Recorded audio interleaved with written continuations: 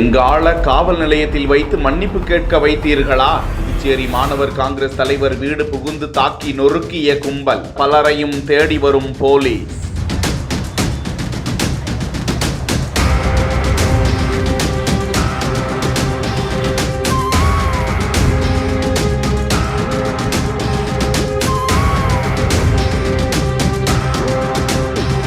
Banner கிழிப்பு விவகாரத்தில் தொடங்கி பிரச்சனையாகி வீடு புகுந்து தாக்கக்கூடிய அதிர்ச்சி சிசிடிவி காட்சி.